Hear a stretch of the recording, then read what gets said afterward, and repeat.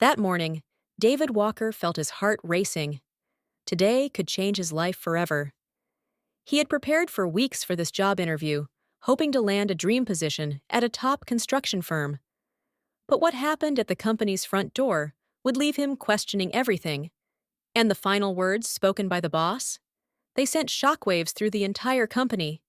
But what exactly did the boss say that made everyone gasp? David, a 26-year-old talented engineer, had graduated top of his class from a prestigious university.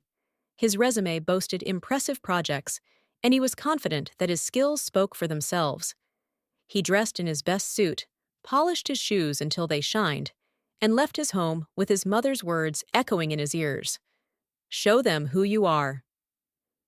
Little did he know, he would indeed show them, but not in the way he had expected. As David approached the building, he took a deep breath. But before he could even introduce himself, the security guard's eyes narrowed. The man glanced at David's dark skin and crisp suit, but seemed to see only one thing.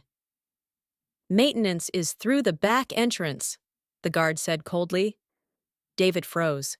His heart sank. He clutched his resume tighter, trying to stay composed. But just as he opened his mouth to speak, the guard delivered a line that made David's blood run cold. What was it that turned this routine day into a national headline? "You don't belong here! Move along!" the guard snapped. David stood there, shocked. His polished shoes, his neatly pressed suit, his confidence, none of it mattered. He was being judged solely by his skin color. But what happened next would be talked about in every office across the country. What did David do to flip the script? Taking a deep breath, David refused to let anger cloud his mind. He stepped aside, pulled out his phone, and called reception. Minutes later, a woman from Human Resources appeared. Her eyes widened when she saw him. "Mr. Walker, is that you?" Her voice trembled. She had read his resume. She knew his accomplishments. But she hadn't expected him. Why was she so surprised? What was it about David that made her stumble over her words? David followed her into the building, but every step felt heavy. Eyes followed him down the corridor. Whispered voices filled the air. "That's him," someone murmured. David tried to block it out, but the tension was suffocating. And then, through a slightly open door, he heard a voice that made his heart pound. It was the boss, talking to his team, and the words he spoke made David's hands tremble. What could he have said that shook David to his core? The door opened. The boss entered, a stern-looking man in his 50s, with eyes like steel. He paused, studying David. "Mr. Walker," he said, his voice measured. David stood tall. This was his moment. But instead of diving into his qualifications, David asked a question that made the entire room fall silent. "If I were a janitor, would you still talk to me with the same respect?" Silence hung in the air. The boss's jaw tightened. His eyes flickered toward the security guard, who had been summoned to explain himself.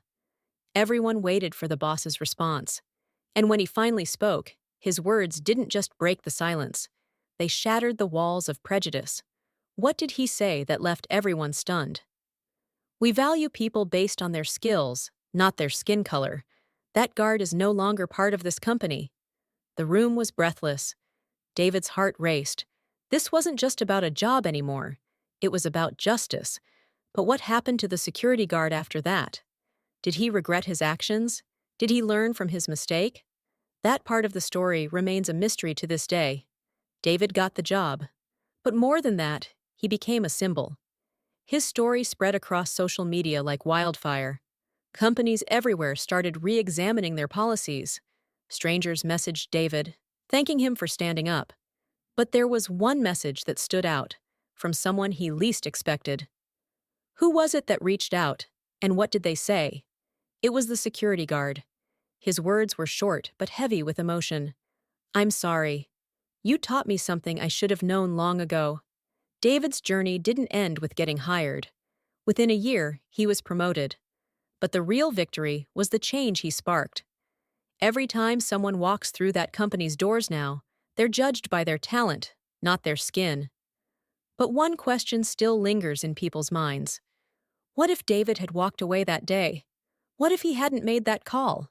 Because sometimes the bravest thing you can do is simply refuse to walk away. But what happened after that? David's first weeks at the job weren't easy. He was under a microscope. Some colleagues still doubted him. Others whispered that he got the job because of the incident. David knew he had to prove himself, not just as a talented engineer, but as a man worthy of respect.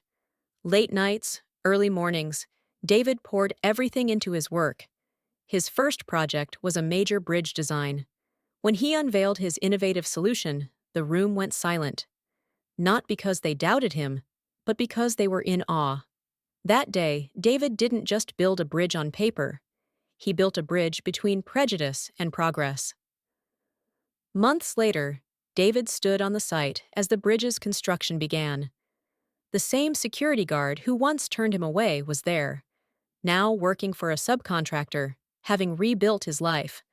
Their eyes met. This time, there was no tension, only respect, and perhaps a bit of redemption. David extended his hand. The guard hesitated, then took it. No words were needed. That handshake spoke volumes about forgiveness, growth, and the power of second chances. Years later, David's story is still told. Not as a tale of anger, but of change. Not of defeat, but of triumph. Because David Walker didn't just change his own life that day. He changed the lives of everyone who heard his story. And that is the legacy he built, brick by brick, handshake by handshake. And so, the question remains, how many more bridges can we build if we only choose to see beyond the surface? This brings us to the end of this story. Thank you for watching till the end. I hope you enjoyed the story. If you did, don't hesitate to like the video and share it with your friends too. Subscribe to our channel and turn on the notification bell for more fascinating stories. Have a nice day.